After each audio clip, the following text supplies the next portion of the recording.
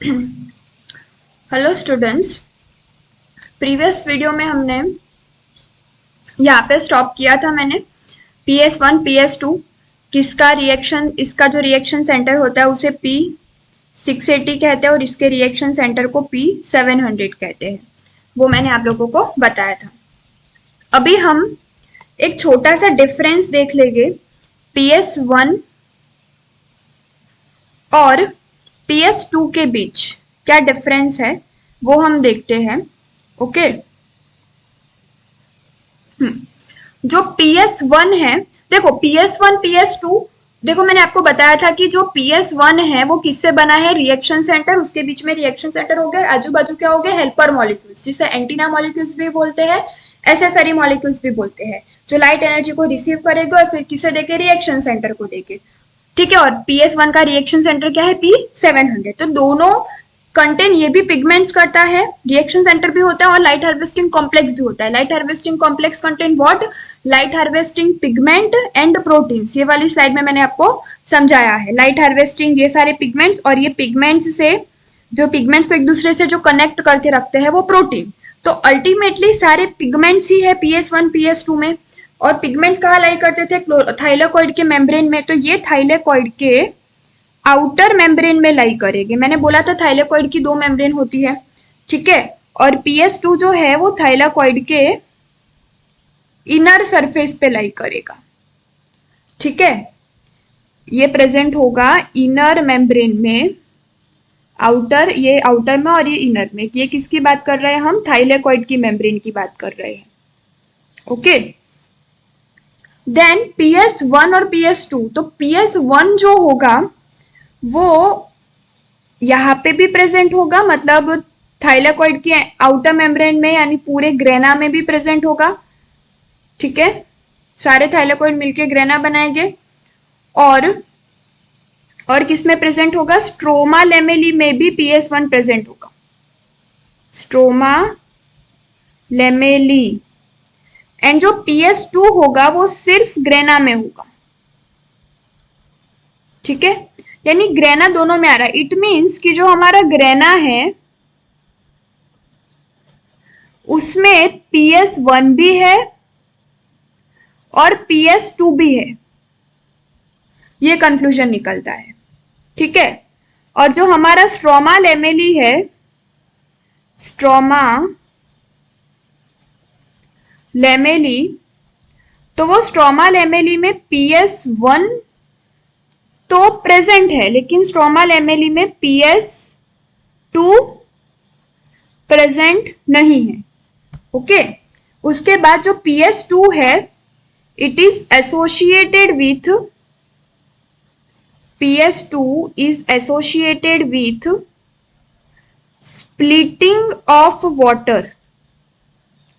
PS2 is associated with splitting of water, यानी water को तोड़ने में ये एसोसिएटेड है। वो कैसे, वो हम आगे देखेंगे, ठीक है। अभी इतने डिफरेंस हम याद रखेंगे।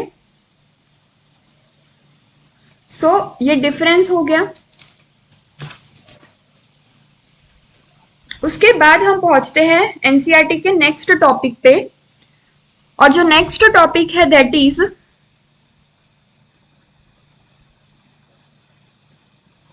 Electron transport. Electron transport.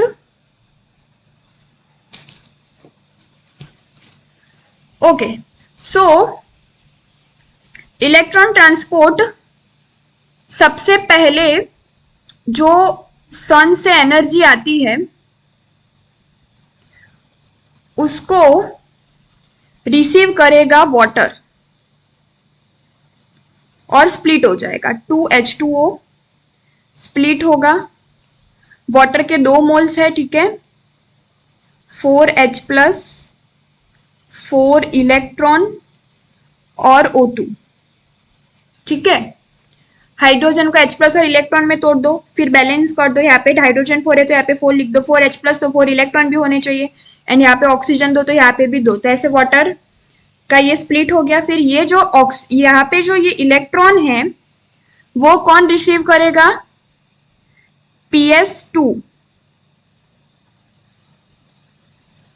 Okay, so ये जो PS2 है वो इस इलेक्ट्रॉन को रिसीव करेगा।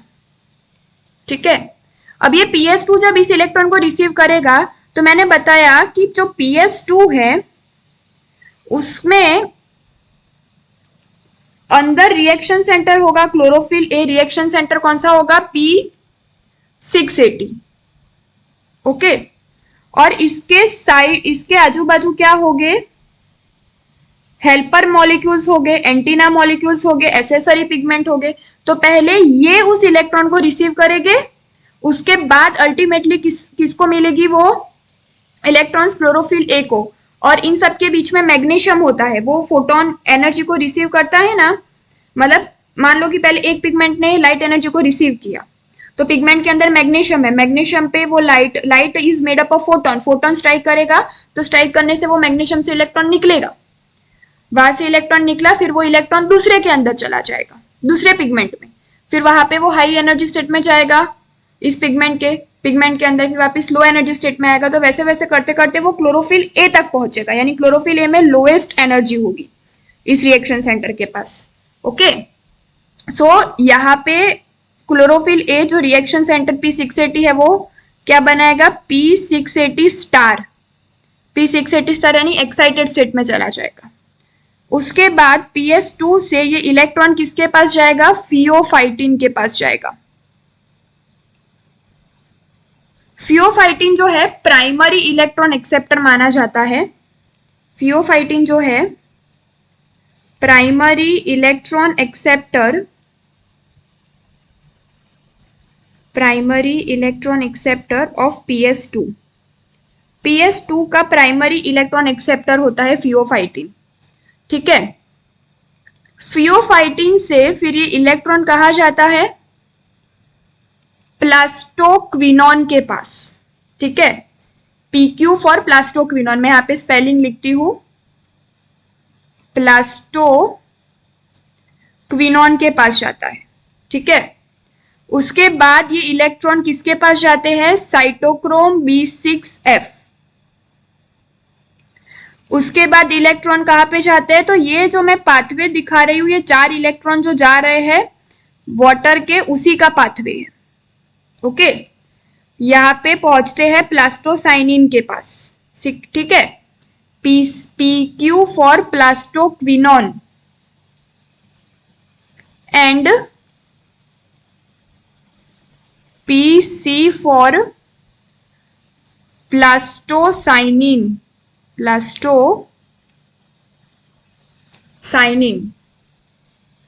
प्लास्टोसाइनिन से इलेक्ट्रॉन अल्टीमेटली कहां पहुंचते हैं? PS1 के पास। तो PS1 ने इलेक्ट्रॉन रिसीव किए, PS1 का रिएक्शन सेंटर क्या है? P700। तो वो इलेक्ट्रॉन जब रिसीव करेगा तो P700 स्टार में जाएगा। PS1 सिर्फ यही से इलेक्ट्रॉन रिसीव नहीं करता, सनलाइट भी उसके ऊपर फॉल करती है और वहां से भी वो इलेक्ट्रॉन रिसीव करता है। ठीक है, उसके बाद PS1 से इलेक्ट्रॉन कहा जाएंगे? आयन सल्फर कॉम्प्लेक्सिस के पास, आयन सल्फर कॉम्प्लेक्सिस। ठीक है, उसके बाद FD यानी कि फेरेडॉक्सिन के पास। उसके बाद FNR यानी कि फेरेडॉक्सिन।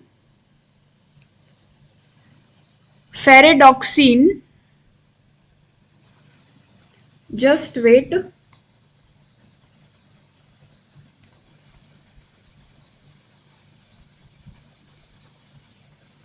मैं पेन सिलेक्ट कर लूं।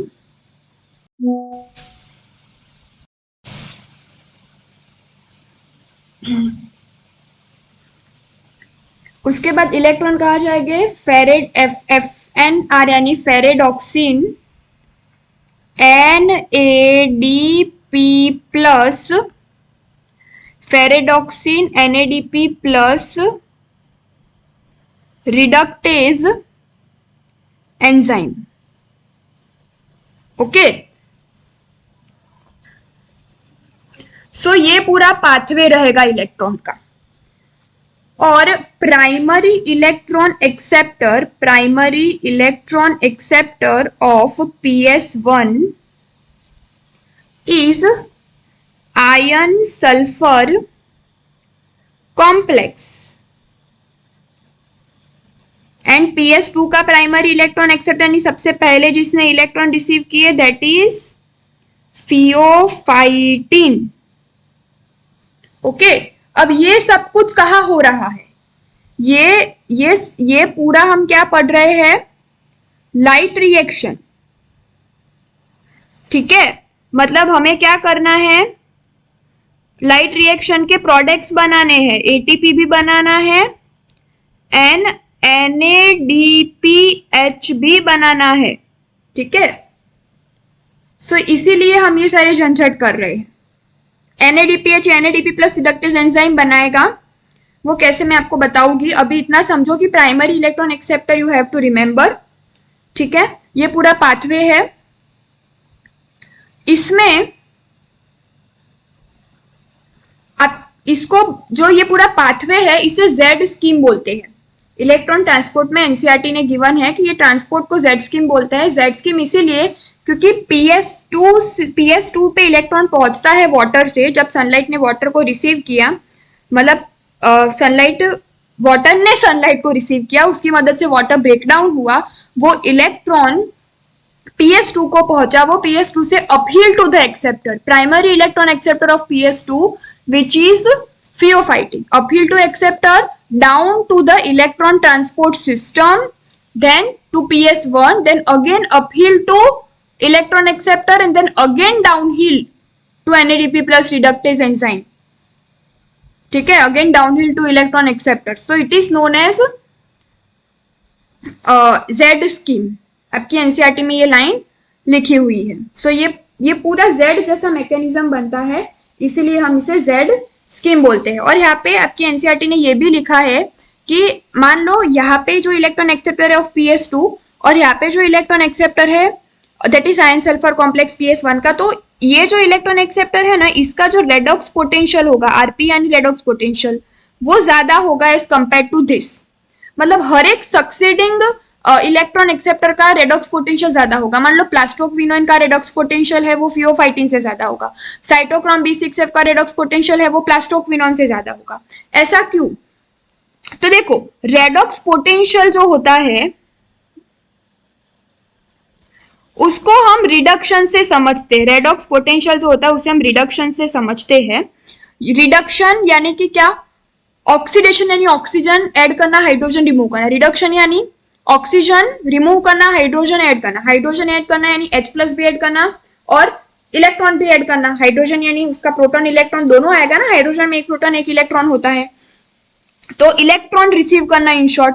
तो रेडॉक्स पोटेंशियल पॉजिटिव भी हो सकता है, पॉजिटिव रेडॉक्स पोटेंशियल, और रेडॉक्स पोटेंशियल नेगेटिव भी हो सकता है, नेगेटिव रेडॉक्स पोटेंशियल।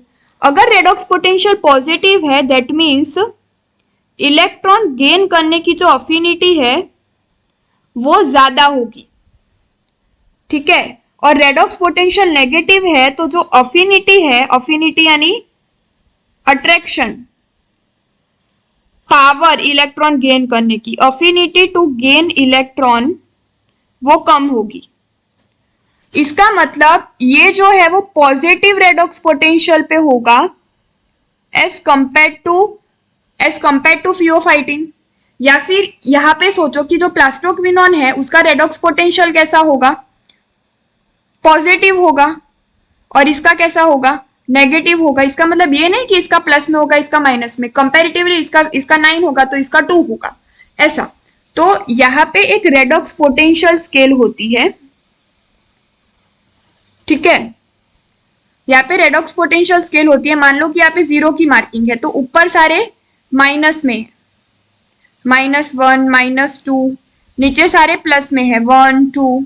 तो ये जब नीचे आ रहा है तो रेडॉक्स पोटेंशियल क्या हो रहा है? ये जब साइकिल नीचे आ रही है तो रेडॉक्स पोटेंशियल बढ़ रहा है। रेडॉक्स पोटेंशियल बढ़ रहा है that means gain electron, affinity to gain electron बढ़ रहा है, इसीलिए आगे वाले इलेक्ट्रॉन को गेन कर पा रहे हैं। ओके, तो इतना इलेक्ट्रॉन ट्रांसपोर्ट में आपकी एनसीईआरटी ने लिखा है starting from PS2 uphill to acceptor down electron transport chain to PS1 then again to acceptor and then again down और फिर वो जाएगा ferredoxin NADP plus reductase enzyme के पास यानी FNR के पास। तो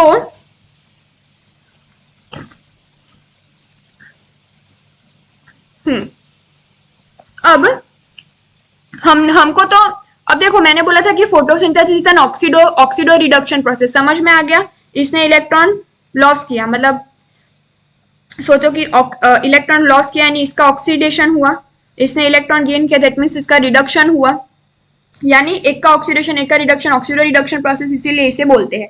अब हमें तो दो प्रोडक्ट बनाने हैं, वो इलेक्ट्रॉन ट्रांसपोर्ट सिस्टम से कैसे बने?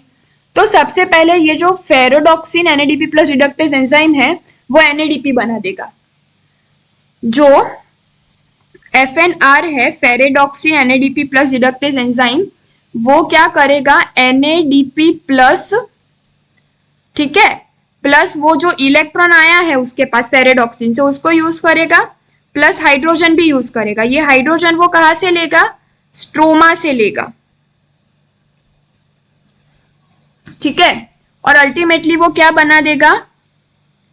NADPH बना देगा। इलेक्ट्रॉन जो साइकिल से आ रहे हैं वही लिए उसने, हाइड्रोजन उसने स्ट्रोमा से लिए। तो एनसीईआरटी में ऐसी इक्वेशन दी है NADP प्लस से क्या बना? NADPH plus H plus. So ये वाली रिएक्शन आपको याद रखनी है। हम बोलते हैं कि लाइट रिएक्शन में प्रोडक्ट क्या बना? NADPH बना, but ultimately NADPH plus H plus बनता है। सो यहाँ पे ये जो इलेक्ट्रॉन्स का पूरा ये पाथवे चला, फिर ये इलेक्ट्रॉन आयन सल्फर कॉम्प्लेक्स के थ्रू फेरेडॉक्सिन के थ्रू फेरेडॉक्सिन रिडक्टेज एंजाइम पे पहुंचे। ये फेरेडॉक्सिन रिडक्टेज एंजाइम ने यहाँ से चेन से इलेक्ट्रॉन लिया, H प्लस उसने स्ट्रोमा से ले लिया, क्योंकि ये पूरा चेन कहाँ पे चल रहा है? थाइलेकोइड की मेम्ब्रेन में चल रहा है ये पूरा चेन, बाहर है स्ट्रोमा। तो केमियोस्मोटिक हाइपोथेसिस में अभी उस वे पे आपको ले जा रही हूँ जो आपकी एनसीईआरटी में दिया है। तो ferredoxin NADP plus reductase enzyme ने NADP प्लस को पकड़ा, साइकिल में से जो इलेक्ट्रॉन है उसको पकड़ा, ये जो पूरा रिएक्शन है वो थाइलेकोइड की मेम्ब्रेन में हो रहा है, और हाइड्रोजन उसने बाहर से पकड़ा। मान लो कि ये सब कुछ थाइलेकोइड की मेम्ब्रेन में हो रहा है, तो बाहर तो स्ट्रोमा है, स्ट्रोमा से हाइड्रोजन पकड़ा, ठीक है। बाहर की तरफ क्या है? स्ट्रोमा है, स्ट्रोमा से क्या पकड़ा? हाइड्रोजन पकड़ा, और बना लिया NADPH plus H plus. NADP plus से NADPH प्लस H प्लस बन गया, यानी स्ट्रोमा से हाइड्रोजन लिया। इसका मतलब जो NADP ferredoxin NADP plus reductase enzyme है वो थाइलेकोइड के, वैसे भी देखो ये PS1 के बाद आता है, PS1 के बाद आता है, यानी PS1 मैंने डिफरेंस में समझाया, PS1 PS2, PS1 outer surface पे है, सो ये आउटर मेम्ब्रेन में होगा NADP प्लस रिडक्टेज एंजाइम भी। इसलिए एनसीईआरटी ने अब केमियोस्मोटिक हाइपोथेसिस जब पढ़ोगे तो उसमें लिखा है कि ये जो एंजाइम है वो स्ट्रोमा के तरफ फेस करता है, थाइलेकोइड के आउटर सरफेस में, यानी स्ट्रोमा के तरफ वो फेस करता है, ठीक है। सो NADPH बन गया। अब हमें ATP भी बनाना है, ATP बनाना है और लाइट की मदद से बनाना है। इसीलिए हम उस प्रोसेस को क्या बोलते हैं? फोटोफॉस्फोराइलेशन बोलते हैं, फोटोफॉस्फोराइलेशन। हमने NADPH तो बना लिया, ठीक है, फोटोफॉस्फोराइलेशन। देखो फॉस्फोराइलेशन का मीनिंग होता है कि ADP, फॉस्फोराइलेशन का मीनिंग होता है कि ADP और PI का यूज कर हम ATP बनाए। लेकिन ये चीज लाइट की प्रेजेंस में होती है ना, लाइट रिएक्शन, तो ATP is a product of light reaction और लाइट की प्रेजेंस में होता है। तो ये जो फॉस्फोराइलेशन का प्रोसेस है वो लाइट की प्रेजेंस में होता है, इसीलिए हम इसे फोटोफॉस्फोराइलेशन कहते हैं। अब ये ADP और PI को मिला के ATP बनाना, उसके लिए हमें एनर्जी चाहिए होती है, ठीक है। और वो जो एनर्जी है वो ये इलेक्ट्रॉन के मूवमेंट से आती है, इलेक्ट्रॉन के ट्रांसफर से क्या आती है? एनर्जी आती है, ठीक है। हमने देखा ना इलेक्ट्रिसिटी फिजिक्स में क्या देखते हो? इलेक्ट्रॉन के मूवमेंट से क्या जनरेट होती है? एनर्जी जनरेट होती है, ठीक है। सो ये एनर्जी का ही हम यूज करेंगे। तो अब एटीपी कैसे बनेगा? तो ये एटीपी बनाने के लिए एक चीज बहुत जरूरी है, that is proton gradient develop करना। प्रोटॉन ग्रेडियंट डेवलप करना बहुत जरूरी है to make ATP. Proton gradient यानी प्रोटॉन के नंबर में डिफरेंस क्रिएट करना। हम क्या कर रहे हैं, ये जो पूरा मैंने आपको बताया, ये जो इलेक्ट्रॉन ट्रांसपोर्ट चेन है पूरा, वो थाइलेकॉइड की मेम्ब्रेन के अंदर चल रहा है, ठीक है। PS2 PS1 सब कुछ थाइलेकॉइड की मेम्ब्रेन में है। ये जब चलता है, ये फियोफाइटिन से इलेक्ट्रॉन जब प्लास्टोक्विनोन पे आता है, तो प्लास्टोक्विनोन क्या करता है, स्ट्रोमा से H+ ल्यूमेन में डालता है। थाइलेकॉइड के स्ट्रोमा से ल्यूमेन में H+ डालता है, यानी ल्यूमेन में H+ बढ़ गए। फिर हमने देखा था कि ये जो FNR है, फेरेडॉक्सिन NADP+ रिडक्टेज एंजाइम, वो NADP+ से NADPH बनाता है, NADPH+H+ बनाता है। तो उसके लिए वो इलेक्ट्रॉन, NADP+ इलेक्ट्रॉन यहां से लेता है, हाइड्रोजन वो कहां से लेता है, स्ट्रोमा से लेता है।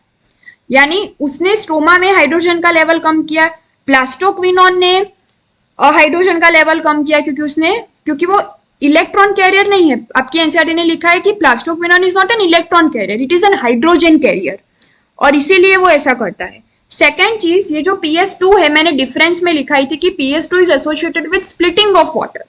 सो और वाटर की स्प्लिटिंग के साथ जो कॉम्प्लेक्स जुड़ा है उसको हम कहते हैं OEC, ऑक्सीजन इवॉल्विंग कॉम्प्लेक्स, ठीक है। और जब वाटर की स्प्लिटिंग होती है 2H2O, या तो वाटर स्प्लिटिंग कॉम्प्लेक्स भी कहते हैं, और उससे जो प्रोडक्ट्स बनते हैं 4H+ plus 4 electron plus O2। सो ये जो सारे प्रोडक्ट बने वो कहाँ होते हैं, ल्यूमेन में प्रेजेंट होते हैं, ठीक है। और ऑक्सीजन इवॉल्विंग कॉम्प्लेक्स किससे एसोसिएटेड है, PS2। ऑक्सीजन इवॉल्विंग कॉम्प्लेक्स के थ्रू वाटर का स्प्लिटिंग होता है, इसलिए मैंने बोला था कि PS2 is associated with splitting of water, ठीक है। सो एक ये चीज हुई, इससे H+ ल्यूमेन में बढ़ा, ठीक है, ल्यूमेन में H+ का कंटेंट बढ़ा। सेकेंड चीज, जिससे ल्यूमेन में H+ बढ़ा हो, तो प्लास्टोक्विनोन, जिसने प्लास्टोक्विनोन ने क्या किया, ये थाइलेकॉइड की मेम्ब्रेन है, ठीक है, ये थाइलेकॉइड का ल्यूमेन हो गया, बाहर हमारा स्ट्रोमा हो गया, तो स्ट्रोमा से H+ ल्यूमेन में डाला, फ्रॉम स्ट्रोमा टू ल्यूमेन, तो ल्यूमेन में H+ बढ़ गया। थर्ड मैकेनिज्म, ये जो NADP+ है उसका कन्वर्जन NADPH प्लस H+ में जब हुआ, तो ये जो हाइड्रोजन है वो उसने कहां से रिसीव किया, स्ट्रोमा से किया, मतलब स्ट्रोमा में हाइड्रोजन कम किया। तो ये तीनों चीजों से हमने क्या प्रूव किया कि जो ल्यूमेन है उसमें H+ बढ़ रहा है, एंड जो स्ट्रोमा है उसमें H+ कम हो रहा है। सो यहाँ पे एक ग्रेडियंट क्रिएट हुआ, दैट मीन्स कि एक डिफरेंस क्रिएट हुआ इन कंसंट्रेशन ऑफ H+। इसको प्रोटॉन ग्रेडियंट भी कहते हैं और इसको इलेक्ट्रोकेमिकल ग्रेडियंट भी कहते हैं। इलेक्ट्रोकेमिकल ग्रेडियंट इसीलिए, इलेक्ट्रिकल वर्ड क्यों यूज किया, क्योंकि चार्ज डिफर कर रहा है ना, ल्यूमेन में H+ ज्यादा है, मतलब ल्यूमेन में प्लस चार्ज ज्यादा है और स्ट्रोमा में कम। और केमिकल इसीलिए क्योंकि pH के टर्म्स में सोचो, pH यहाँ पे H+ ज्यादा है तो ल्यूमेन में pH कम हो गई, और स्ट्रोमा में H+ कम है तो स्ट्रोमा में pH ज्यादा हो गई, इसीलिए उसे इलेक्ट्रोकेमिकल ग्रेडियंट कहते हैं। तो हमने प्रोटॉन ग्रेडियंट क्रिएट कर दिया। But my question is,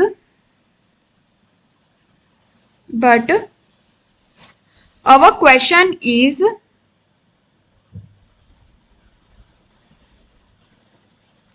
why are we so interested? NCERT ने ऐसा लिखा है कि why are we so interested in building this proton gradient? हम क्यों ल्यूमेन में H प्लस ज्यादा कर रहे हैं, स्ट्रोमा में H प्लस कम कर रहे हैं? बिकॉज ये ग्रेडियंट जो है वो ब्रेक होगा, ये ग्रेडियंट जब ब्रेक होगा तो उससे एनर्जी रिलीज होगी। ये ग्रेडियंट के ब्रेक होने से एनर्जी रिलीज होगी, एंड ये जो एनर्जी रिलीज होगी उससे एडीपी प्लस वो इनऑर्गेनिक फॉस्फेट लेके एटीपी बना देगा। लेकिन ये एक एंजाइमेटिक रिएक्शन है, जैसे NADP प्लस NADPH बनाना था तो ferredoxin NADP plus Z-actase enzyme ने मदद किया था। तो यहाँ पे भी ट्रांसमेम्ब्रेन चैनल जो होता है थाइलेकोइड मेम्ब्रेन में प्रेजेंट होता है, जो हमें ADP और PI से ATP के कन्वर्जन में हमारी मदद करेगा। ट्रांसमेम्ब्रेन चैनल, ट्रांसमेम्ब्रेन चैनल का मतलब ये होता है कि अंदर भी और बाहर भी उसका पार्ट होगा। जैसे कि मान लो ये मेरी थाइलेकोइड मेम्ब्रेन है, ठीक है, ये उसका अंदर वाला पार्ट और ये उसके बाहर वाला पार्ट। सो इसको बोलते हैं CF1 क्योंकि ये क्लोरोप्लास्ट है, C फॉर क्लोरोप्लास्ट, और इसको बोलते हैं C ऑफ नॉट, और ये पूरे को बोलते हैं ATP सिंथेस। यानी ATP सिंथेस वो एंजाइम है जो ADP और PI को मिला के क्या बनाएगा, ATP बनाएगा। ओके, और ATP synthase is a type of transmembrane channel. Transmembrane channel यानी कुछ पार्ट उसका अंदर है CF नॉट जो कि एम्बेडेड है इन थाइलेकोइड मेम्ब्रेन, और कुछ पार्ट उसका बाहर है CF1 जो रिस्पॉन्सिबल होगा एक्चुअल कन्वर्जन के लिए। अब ये थाइलेकोइड की मेम्ब्रेन, ठीक है, ये क्या हो गया हमारा ल्यूमेन, एंड इसके बाहर हमारा होता है स्ट्रोमा। तो ल्यूमेन में H प्लस ज्यादा है, ल्यूमेन में H प्लस ज्यादा है और स्ट्रोमा में H प्लस कम है। तो प्रोटॉन ग्रेडियंट ब्रेक होना मतलब क्या, ल्यूमेन से स्ट्रोमा की तरफ H प्लस जाना, ठीक है, ल्यूमेन से स्ट्रोमा की तरफ H प्लस जाना। ल्यूमेन से स्ट्रोमा की तरफ जब H प्लस जाएंगे तो उस वक्त एनर्जी रिलीज होगी, एनर्जी रिलीज होगी, और उसी एनर्जी के रिलीज की वजह से क्या होगा, अंदर तो कौन सा कॉम्प्लेक्स है, CF नॉट ATP सिंथेस का, और बाहर कौन सा है, CF1। तो उसकी वजह से क्या होगा, ये जो CF1 है उसमें कन्फॉर्मेशनल चेंज हो गए, कन्फॉर्मेशनल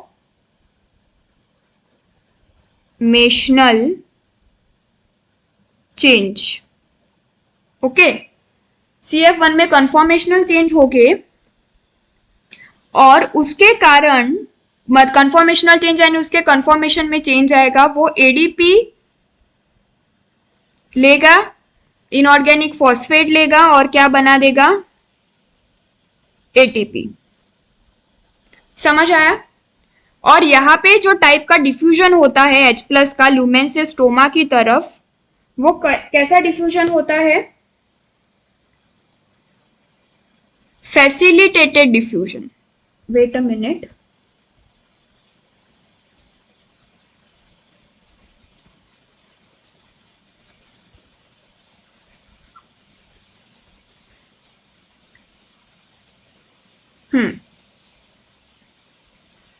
कौन से टाइप का डिफ्यूजन होता है, फैसिलिटेटेड डिफ्यूजन। फैसिलिटेटेड डिफ्यूजन यानी यहाँ पे फैसिलिटी प्रोवाइड की H प्लस को ल्यूमेन से स्ट्रोमा में निकालने के लिए ट्रांसमेम्ब्रेन चैनल यानी कि जिसको ATP सिंथेस है, ATP सिंथेस का यूज करते हैं, उसका यूज किया गया, इसीलिए फैसिलिटी प्रोवाइड की गई। डिफ्यूजन यानी हाई से लो कंसंट्रेशन में थाइलेकोइड के ल्यूमेन से बाहर H प्लस गया, बाहर H प्लस गया तो उससे एनर्जी रिलीज हुई, डिफ्यूजन हुआ फैसिलिटी के थ्रू, ट्रांसमेम्ब्रेन चैनल के through. CF not plus CF1 मिलके ATP सिंथेस बनाते हैं, ट्रांसमेम्ब्रेन चैनल बनाते हैं। तो H प्लस जब ल्यूमेन से स्ट्रोमा में गया अपने हाई से लो कंसंट्रेशन में, तो उसने एनर्जी रिलीज की, उसने एनर्जी रिलीज की, उस एनर्जी का यूज करके CF1 कॉम्प्लेक्स ने एडीपी और पीआई में से क्या बना दिया, एटीपी बना दिया। अब ये भी ख्याल आपके दिमाग में आना चाहिए कि ये प्रोटॉन ग्रेडियंट तब टूटा तो एनर्जी रिलीज हुई, इसका मतलब प्रोटॉन ग्रेडियंट जब बना होगा तो एनर्जी यूज भी तो हुई होगी, तो वो एनर्जी प्रोटॉन ग्रेडियंट बनने के लिए एनर्जी कहाँ से मिली आपको, तो प्रोटॉन ग्रेडियंट बनने के लिए जो एनर्जी है वो इलेक्ट्रॉन के मूवमेंट से मिली। इलेक्ट्रॉन के मूवमेंट से जो एनर्जी मिली उससे प्रोटॉन ग्रेडियंट बनता गया। प्लास्टोक्विनोन ने H+ अंदर, प्लास्टोक्विनोन ने क्या किया, H+ अंदर ले लिया, स्ट्रोमा से ल्यूमेन में ले लिया और इलेक्ट्रॉन आगे दे दिया। प्लास्टोक्विनोन के बाद इलेक्ट्रॉन किसके पास जाता है, साइटोक्रोम B6F। अब आपकी एनसीईआरटी ने लिखा है कि साइटोक्रोम B6F जो है वो इनर सरफेस पे होता है थाइलेकोइड मेम्ब्रेन। कैसा, क्यों, क्योंकि देखो प्लास्टो PS2 के बाद वो आता है साइटोक्रोम B6F और PS2 का पे इनर सरफेस पे, तो साइटोक्रोम B6F भी कौन से सरफेस पे होता है, इनर सरफेस पे। तो उस तरीके से सोचो कि साइटोक्रोम, यस ऐसे ही सोच सकते हैं, PS2 के बाद आता है तो वो इनर सरफेस पे है PS2, तो साइटोक्रोम B6F लिखा है कि थाइलेकोइड मेम्ब्रेन की इनर सरफेस के तरफ फेस करता है। ओके, सो एटीपी बन गया, NADPH बन गया, यानी इन शॉर्ट हमारे प्रोडक्ट्स बन गए। एटीपी प्रोटॉन ग्रेडियंट की मदद से बना और NADPH ferredoxin NADP+ reductase enzyme से बना। अब मैंने यहाँ पे आपको पूरा क्या कवर करवा दिया, केमी ऑस्मोटिक हाइपोथेसिस मैंने समझा दिया, chemiosmotic hypothesis. Chemiosmotic hypothesis talks about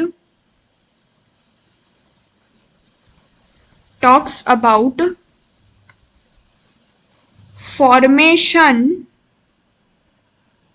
of ATP, कैसे ATP बना, यानी कैसे प्रोटॉन ग्रेडियंट क्रिएट हुआ।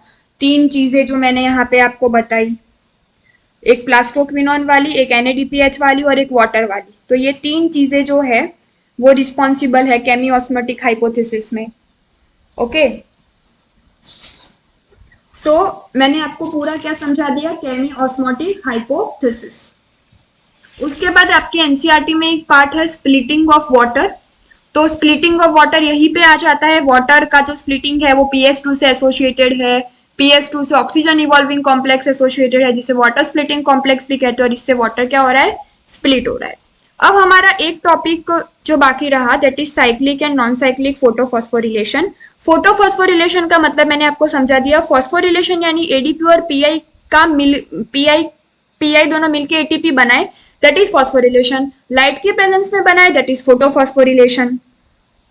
ओके, अब यहाँ पे जो मैंने आपको बताया ये जो इलेक्ट्रॉन ट्रांसपोर्ट सिस्टम, इसमें आप देखो कि PS2 जो है उसने अपने इलेक्ट्रॉन PS1 को दे दिए, उसके बाद ये इलेक्ट्रॉन लौट के PS2 के पास नहीं आ रहे।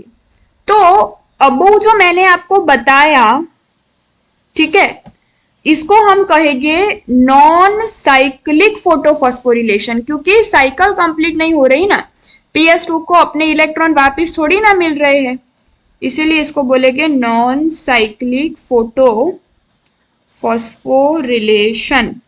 ओके, तो अब हमें क्या कवर करना है, साइक्लिक फोटोफॉस्फोरिलेशन।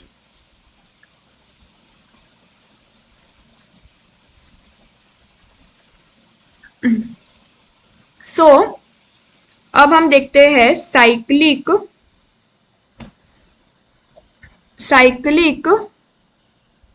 फोटोफॉस्फोरिलेशन, और इसमें सिर्फ PS1 ही फंक्शनल होती है, ओनली PS1 ही इंक्लूड होती है। PS1 में इलेक्ट्रॉन आते हैं और फिर वो वापस किसे चले जाते हैं, PS1 को ही वो वापस मिल जाते हैं। So that is cyclic photophosphorylation. अब आप सोचोगे साइक्लिक फोटोफॉस्फोरिलेशन कहाँ होता है, तो सोचो PS1 मैंने बोला था वो आउटर सरफेस पे होता है, यानी वो ग्राना पे भी होता है, स्ट्रोमा लेमेली पे भी होता है, ठीक है। और PS2 जो होता है वो सिर्फ ग्राना में होता है, स्ट्रोमा लैमेली में नहीं होता। ठीक है, अब इसमें सिर्फ PS1 ही काम करता है, बट PS1 जो है ग्राना में तो PS2 भी फंक्शन होता है, तो ग्राना में तो ये काम नहीं कर सकता। इसीलिए जो ये साइक्लिक फोटोफॉस्फोरिलेशन है, it is possible only in stroma lamellae, क्योंकि स्ट्रोमा लैमेली जो है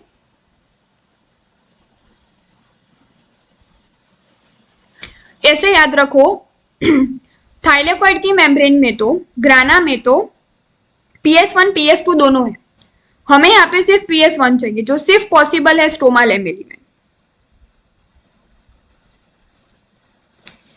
स्ट्रोमा लैमेली में PS2 नहीं होता,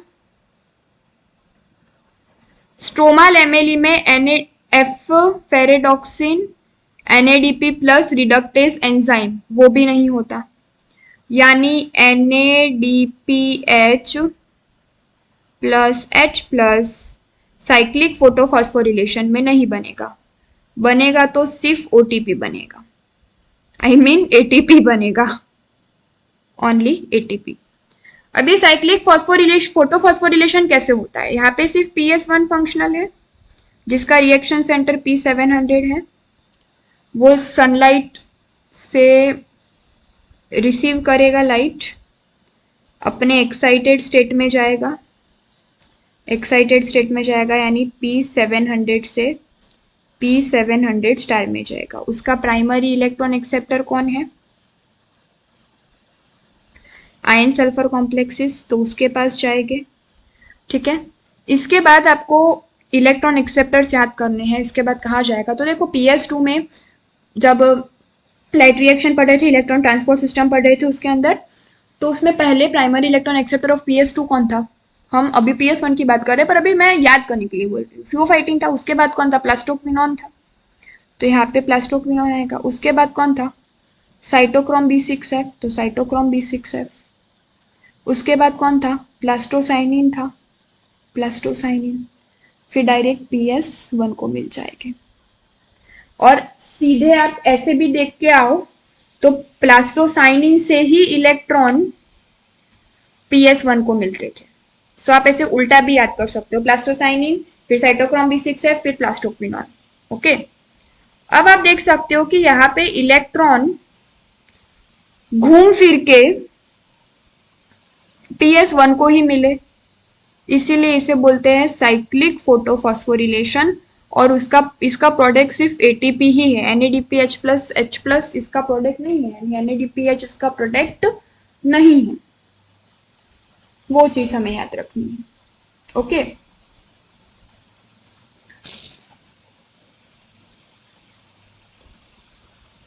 या अब जैसे मैंने PS1 और PS2 के डिफरेंस बताए, वैसे साइक्लिक और नॉन साइक्लिक फोटोफॉस्फोरिलेशन के डिफरेंस क्या हो सकते हैं। तो देखो, साइक्लिक फोटोफॉस्फोरिलेशन जो है वो सिर्फ स्ट्रोमा लैमेली में ही होता है। ठीक है, मतलब साइक्लिक फोटोफॉस्फोरिलेशन जो है वो सिर्फ स्ट्रोमा लैमेली में होता है, क्योंकि स्ट्रोमा लैमेली में PS2 नहीं होता, सिर्फ PS1 होता है। साइक्लिक फोटोफॉस्फोरिलेशन के लिए सिर्फ PS1 चाहिए, नॉन साइक्लिक फोटोफॉस्फोरिलेशन के लिए PS2 भी चाहिए, PS1 भी चाहिए, और ऐसा पॉसिबल कहाँ है, सिर्फ और सिर्फ ग्रेना में, तो वो ग्रेना में ही होता है, थाइलेकॉइड में ही होता है। उसके बाद जब साइक्लिक फोटोफॉस्फोरिलेशन होता है तो उसमें प्रोडक्ट की अगर बात करें तो NADPH प्लस H प्लस नहीं बनता, इसीलिए उसमें एंजाइम भी नहीं होता, जबकि नॉन साइक्लिक में एंजाइम होगा क्योंकि उसमें हमें NADPH भी बनाना है। ओके, उसके बाद जो साइक्लिक फोटोफॉस्फोरिलेशन है, मतलब ये वाला, ये लो लाइट इंटेंसिटी में भी हो सकता है,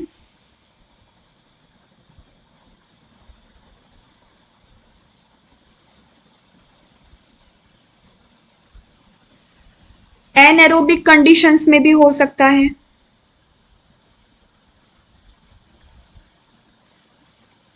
पुअर CO2 अवेलेबिलिटी हो, पुअर CO2 अवेलेबिलिटी, उसमें भी ये हो सकता है। जबकि जो नॉन साइक्लिक है वो एरोबिक कंडीशंस में होगा, हाई CO2 अवेलेबिलिटी होनी चाहिए, मतलब CO2 होना चाहिए, ठीक है, एंड ऑप्टिमम लाइट होनी चाहिए। ओके, उसके अलावा मैं एक काम करती हूँ, मैं डिफरेंस के फॉर्म में लिख ही देती हूँ। पहले जो नॉन साइक्लिक अपन ने पढ़ा सबसे पहले, उसके बाद साइक्लिक। साइक्लिक में हमें सिर्फ ATP देखने को मिला प्रोडक्ट में, इसमें हमें ATP और NADPH।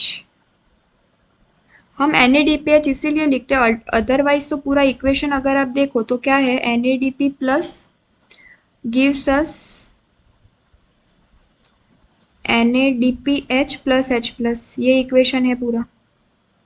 ओके, लेकिन ये तो H प्लस तो बाय प्रोडक्ट हो गया ना, इसीलिए हम सिर्फ NADPH लिखते हैं। अब यहाँ पे NADPH नहीं बन रहा, इट मीन्स कि जो ferredoxin NADP plus reductase enzyme है,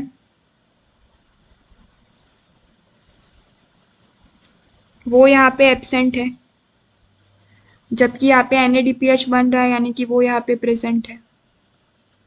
साइक्लिक के लिए सिर्फ PS1 ही फंक्शनल होना चाहिए, नॉन साइक्लिक के लिए PS1 और PS2 दोनों फंक्शनल होने चाहिए। और ऐसा कहाँ पॉसिबल है, ओनली ग्रेना थाइलेकॉइड के अंदर, यानी ग्रेना में जो थाइलेकॉइड्स होते हैं उसके अंदर।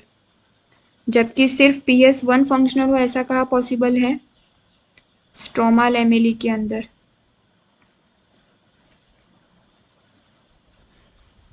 ओके, फिर मैंने बताया कि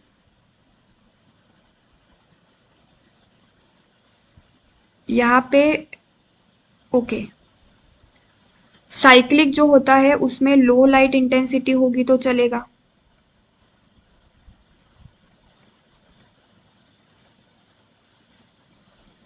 एनएरोबिक कंडीशंस होगी तो भी चलेगा,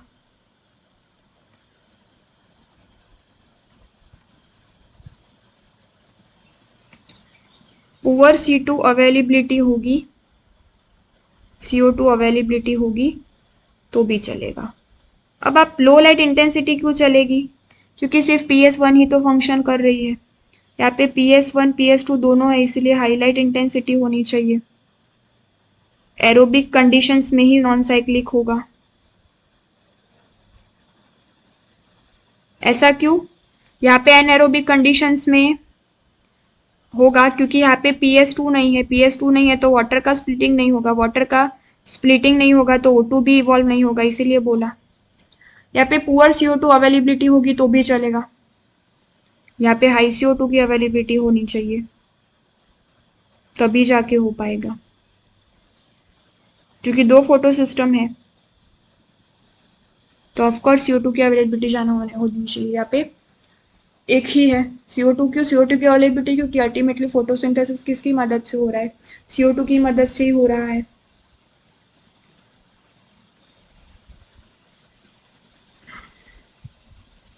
ओके, ये जो नॉन साइक्लिक फोटोफॉस्फोरिलेशन है वो ग्रीन प्लांट्स में होता है, और जो साइक्लिक है वो मोस्टली बैक्टीरिया में हो सकता है, जो कि एनएरोबिकली रेस्पायर करते हैं, एनएरोबिकली रेस्पायर करते हैं। ओके,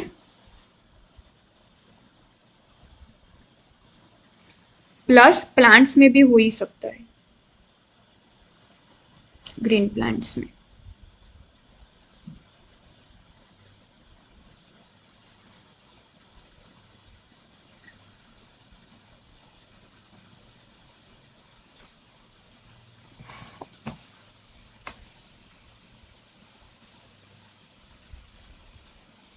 ओके, सो केमी ऑस्मोटिक जो हाइपोथेसिस है वहां तक हमने कवर किया है, केमी ऑस्मोटिक हाइपोथेसिस तक। उसके बाद जो है वो were are the ATP and NADPH used and all, जितने भी आगे पार्ट्स हैं वो हम बाकी के लेक्चर में कवर कर देंगे। Okay, thank you so much.